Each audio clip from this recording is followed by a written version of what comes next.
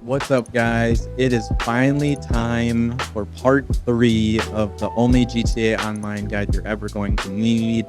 I'm super excited about this because it's finally time for us to purchase, that's right, the bunker, and we will be adding on some very cool stuff that provides a lot of value for this passive income strategy. Super excited to share this with all of you guys. Don't worry about any of these add-ons. You don't really need to spend the extra money in the bunker unless you really want to have those luxury items like the gun locker, the shooting range, even the personal quarters to be changing your clothes and things like that. The really only thing that I liked about this was the caddy that you can drive around. Pretty cool. You could even be having a friend ride with you around your bunker if you have a crew going. But I like the caddy too. That was a cool one that I like to add to my bunker. So now it's finally time for us to get a bunker, which is really cool. It adds a lot of value, and I'm going to show you guys how to set this up as well. So what we're going to do is we are going to do the first mission, and that allows us to set up our bunker. So as soon as you purchase the bunker, head on over there, go to the laptop, and you'll notice that your bunker is not set up yet, so nothing is happening. We're going to have a nice little mission that we do. So I'm going to show you guys exactly how to do that. So you got to go get a dune loader that's about 2 or 3 miles away. Here I am driving my Zentorno at regular speed. And we're going to head on over to this dune loader, and hopefully you can drive a little bit better than I can. That rock literally came out of nowhere. And so we're driving to the dune loader. It's really not that far away, so you're going to be able to do this mission very quickly. So what you do is I didn't have any enemies coming to fight me on my way to the dune loader. That's good. And I don't think there's going to be any enemies that come from this drive either. So you just leave your car there, get in the truck. Now we're driving back to the bunker. So this is a very easy mission. And again, I wasn't pursued by any enemies or anyone trying to take the dune loader as well. So this makes it very easy. Just make sure that you don't blow up the truck or something like that, where then you'll fail the mission and have to start over again. We're gonna get a nice cutscene here. It's gonna show us all of our areas in the bunker. You have your manufacturing area, you have your storage area. Looks very cool, just like putting all your stuff in a cave. You have the research area, and then now you have another aspect for passive income that's going to be dropping off the weapon parts to ammunition.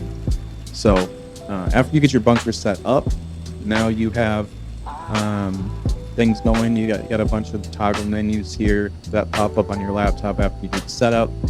I'm going to show you guys again here that I have all of the upgrades for the bunker and the nightclub. So equipment, staff, and security. I don't have any of the upgrades for the MC businesses. You do not need those. Eventually, we're going to get away from the MC businesses anyways. We just have to grind through getting that income so that we can afford the bunker and the technicians and the nightclub, so that now we are able to get the big drop off that I showed you guys in the last video. And make sure that you have staff assigned to both the manufacturing and research. I made this mistake where I was just like not getting any research for a long time.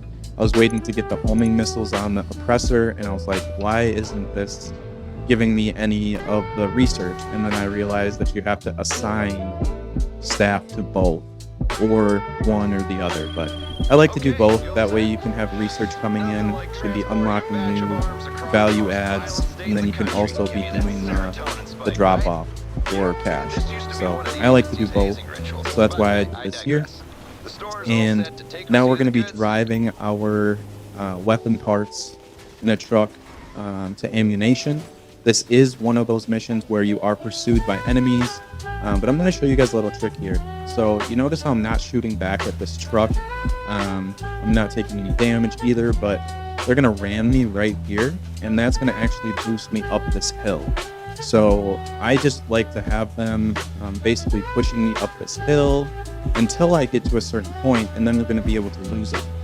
So that's gonna come after I go around this corner here, and you're going to see that I go off the road, go through these trees, and then come back onto the road. Boom. Now this guy is not following me anymore. I'm basically home free. I'm going to check my menu. There it is. And to make sure that they're disappearing, they're not following me anymore, and no more enemies spawn after they're trying to pursue you. So pretty easy. Now we just got like 1.5 miles left on our drive, where we can drive our parts to ammunition. And this is going to be another way, while your other stuff is building up, if you don't have stock yet, to be dropping off at the bunker or the nightclub, you can be doing this. Pretty easy mission. I know that the distances change because you go to a different ammunition every time, but a cool 50K comes for a really easy drive. And that is all the time we have, guys, for part 3 of this 5-part video series, the only GTA Online guide you're ever going to need.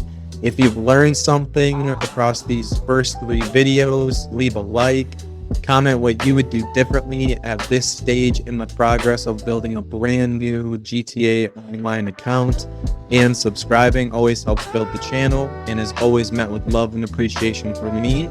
So thank you for flying Sky High Thai Airlines. I'm your pilot, Sky High Thai, and I'll see you in part 4.